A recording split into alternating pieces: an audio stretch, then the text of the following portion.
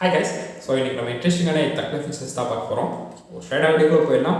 அனிமிஷா வித்திங் பண்ணி watching okay baby. நட்புக்கு ஒரு உதாரணம் கேட்டா நம்ம எல்லாரும் தளபதி படத்துல வர ரஜினி அண்ட் மம்மூட்டியை தான் சொல்லுவோம். அந்த மாதிரி இருக்கிற ஒரு ஃப்ரெண்ட்ஷிப்பை தான் நம்ம இப்ப பார்க்க போறோம். 1936 சம்மர் ஒலிம்பிக் பெர்லின்ல நடந்துச்சு. அதுல நடந்த போல் வால்ட் ஃபைனல் ஸ்டேஜுக்கு 4 நபர் தேர்வாயிருந்தாங்க. போட்டி ஆரம்பிச்சது முதல்ல அமெரிக்காவை சேர்ந்த பில் கிரேபர்ங்கிறவர் ஜம்ப் பண்ணியிருக்கிறாரு. பட் அவரால் 4.25 மீட்டர்ஸ்க்கு மேல ஜம்ப் பண்ண முடியல. அடுத்ததா மறுபடியும் அமெரிக்காவை சேர்ந்த எர்ல் மெடவுஸ்ங்கிறவர் ஜம்ப் பண்ணி 4.35 மீட்டரை கிளியர் பண்ணியிருக்கிறாரு. அதுக்கு அடுத்தது ஜப்பானை சேர்ந்த 2 கண்டஸ்டன்ஸ் நிஷிடாங்கிறவரும் சுயோங்கிறவரும் ஜம்ப் பண்ணியிருக்காங்க. பட் அவங்களாலையும் மிடோஸ் செட் பண்ண 4.35 மீட்டரை தாண்ட முடியல. சோ மிடோஸ் தான் ஃபர்ஸ்ட்னு சொல்லி அவருக்கு கோல்டு அனௌன்ஸ் பண்ணிட்டாங்க. அடுத்ததா மறுபடியும் பில் கிரேபர் ட்ரை பண்ணியிருக்காரு. பட் மறுபடியும் அவர் ஃபர்ஸ்ட் ட்ரைலயே ஃபெயில் ஆயிட்டாரு. அதுக்கப்புறம் வந்த 2 ஜப்பான் கண்டஸ்டன்ஸும் 4.25 மீட்டரை தாண்டிட்டாங்க. சோ அவங்க 2 பேருக்கு தான் சில்வர் அண்ட் பிரான்ஸ்ங்கிறது முடிவாயிருச்சு. பட் அங்கதான் ஒரு ட்விஸ்ட், யாரு சில்வர் யார் பிரான்ஸ் எடுக்க போறாங்கன்னு. ஆனா அவங்க 2 பேரும் ஒரே காலேஜை சேர்ந்த திக் ஃப்ரெண்ட்ஸ்ங்கிறனால நிஷிடா அண்ட் சுயோ என்ன பண்ணிருக்காங்கன்னா 2 பேரும் நாங்க போட்டி போட மாட்டோம்னு சொல்லிட்டு மாறி மாறி அவருக்கு கொடுத்துருங்கன்னு சொல்லியிருக்காங்க. பட் ஒலிம்பிக்ஸ் அதை கேட்கல.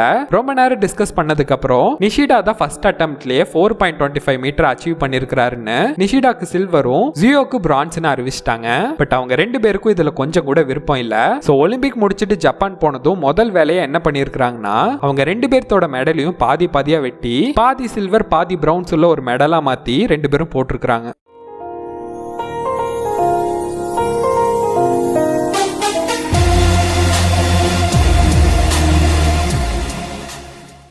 நீங்க இதுவரை நிறைய பயங்கரமான பிராங்க்ஸ் எல்லாம் பார்த்திருப்பீங்க. பட் இப்படி ஒன்றும் பார்த்திருக்க மாட்டீங்க.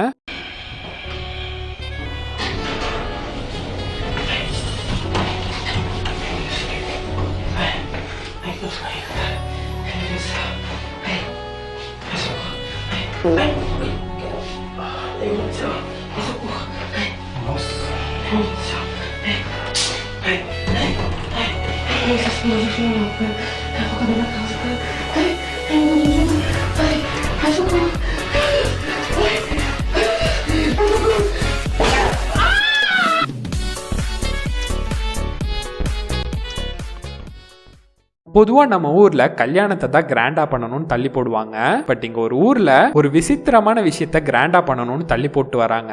இந்தோனேஷியால தொராஜான்னு ஒரு மக்கள் கூட்டம் இருக்கு. அவங்க என்ன பண்றாங்கன்னா அவங்க வீட்டுல யாராச்சும் இறந்து போனா அவங்களோட இறுதி சடங்கை கிராண்டா பண்ணி தான் அவங்கள அனுப்பி வைக்கணும்னு ஒரு ஐதீகம் வச்சிருக்காங்க. சோ அப்ப கிராண்டா பண்றது வரைக்கும் என்ன பண்ணுவாங்கன்னு கேட்டீங்கன்னா அது வரைக்கும் அந்த இறந்து போனவங்களோட உடம்ப அப்படியே வச்சிருப்பாங்களாமா. அதுவும் வெளியெல்லாம் கிடையாது, வீட்டுக்குள்ளேயே. அவங்கள பொறுத்த வரைக்கும் இறந்தவங்க எல்லாம் ஒரு உடம்பு சரியில்லாம போனவங்களா தான் பாப்பாங்களாமா. சோ அந்த இறந்து போனவங்கள டெய்லியும் சுத்தம் பண்ணி ட்ரெஸ் மாத்தி சாப்பாடுலாம் 3 வேளை கொடுத்துட்டு வராங்க. யாராச்சும் இறந்து போனா நம்ம அழுவோம். பட் அவங்களுக்கு இறுதி சடங்கு செஞ்சதுக்கு அப்புறம் நம்ம கொஞ்சம் கொஞ்சமா அழுகையை நிறுத்திடுவோம்ல. பட் இவங்க தான் இறுதி சடங்கையே தள்ளி போடுறாங்களே. சோ அதனால அது வரைக்கும் டெய்லியும் அழுதுட்டே இருப்பாங்களாமா. சரி இப்படி எவ்வளவு நாள் இருப்பாங்கன்னு கேட்டீங்கன்னா நாள்லாம் கிடையாது, ஏன் மாசம் கூட கிடையாது, வருஷ கணக்குல எல்லாம் கிராண்டா பண்ணணும்னு அவங்க ஊர்ல சில பேர் இறந்து போனவங்கள வீட்லயே வச்சு பார்த்துட்டு வந்துட்டு இருக்காங்க.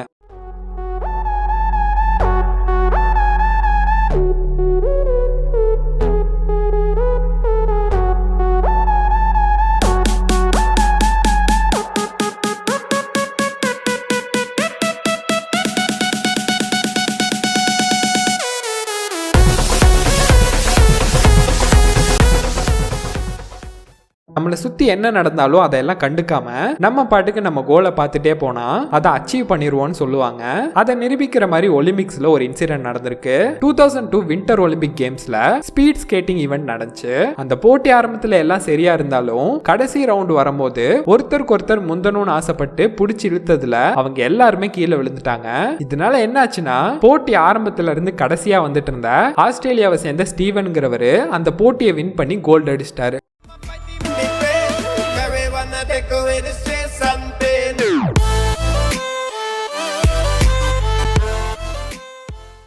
2021 Jan 30 டெக்சாஸ்ல உள்ள போலீஸ்க்கு பிலிஸ் பெனாங்கிறவங்க கால் பண்ணியிருக்காங்க. அவங்க போலீஸ் கிட்ட அவங்களோட 15 வயசு பொண்ணோட பெட்ரூமை யாரோ ஒரு நபர் எட்டி பார்த்துட்டு இருக்காருன்னு சொல்லியிருக்காங்க. இதை கேட்டதும் போலீஸ் அந்த இடத்துக்கு வேகமா வந்திருக்காங்க. பட் வந்து பார்க்கும்போது அந்த நபர் அங்க இல்ல. சோ போலீஸ் சுத்தி இருக்கிறவங்க எல்லாத்தையும் விசாரிச்சுட்டு இருந்திருக்காங்க. விசாரிச்சுட்டு இருக்கும் போது அந்த நபர் அங்கதான் இருந்திருக்காரு. சோ உடனே போலீஸை தள்ளி விட்டு தப்பிச்சு ஓடி இருக்கிறாரு. பட் இவனை தப்பிக்க விட்டா என் பொண்ணுக்கு தான் நாளைக்கு ஆபத்து வரும்னு அந்த அம்மா என்ன பண்ணிருக்காங்கன்னா,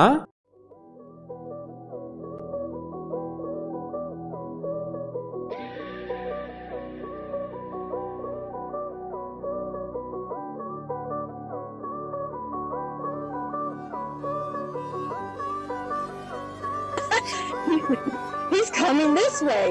And my daughter's like, Mom, no, don't. And I'm like, no, there's no way I'm letting him get away.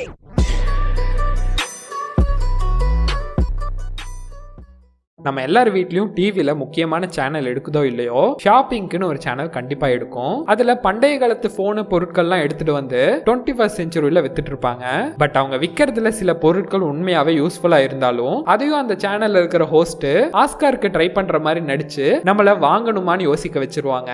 அந்த மாதிரி தான் இங்க ஒருத்தர் 2002 ஒரு ஷாப்பிங் ஷோல இருந்த ஒரு யூஸ்ஃபுல்லான ஒரு லேடரை கொடுத்த பேமெண்ட்டுக்கு மேல நடிச்சு யாரும் வாங்காத மாதிரி பண்ணிட்டாரு.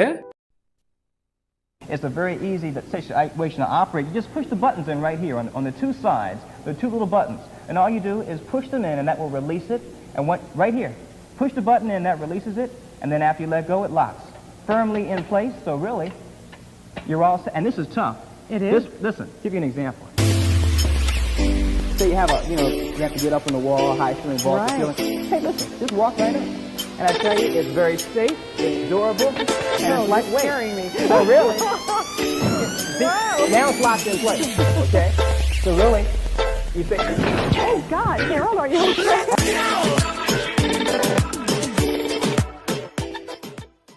2019 பிரேசில்ல உள்ள ஒரு ஜெயில மூவிஸ்ல வர மாதிரி ஒரு நபர் ஜெயில இருந்து தப்பிக்க பார்த்திருக்காரு. இவரோட பேரு கிளவினோ டா சில்வா.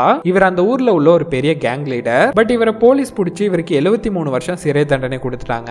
அப்ப இருந்து இவரை அடிக்கடி இவரோட பொண்ணு வந்து பார்த்துட்டு போயிருக்காங்க. அப்படி ஒரு நாள் வந்து பார்த்துட்டு போகும்போது அங்க இருக்கிற கார்ட்ஸுக்கெல்லாம் ஏதோ சரியில்லாத மாதிரி தோணி இருக்கு. சோ அந்த பொண்ணை பிடிச்சி பக்கத்துல போய் பார்த்திருக்காங்க. அப்போ உடனே எல்லா கார்ட்ஸும் அதிர்ச்சியாகி அலர்ட் ஆயிருக்காங்க. ஏன்னா சில்வா தான் அவரோட பொண்ணை ஜெயிலுக்குள்ள விட்டுட்டு அவங்க பொண்ணு மாதிரி வேஷம் போட்டு வந்திருக்கிறாரு.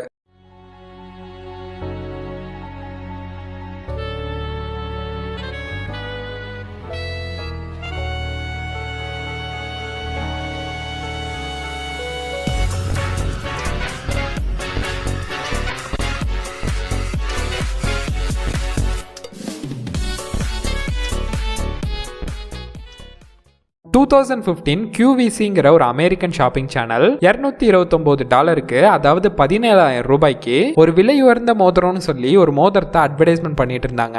பட் அப்ப என்ன ஆச்சுன்னா,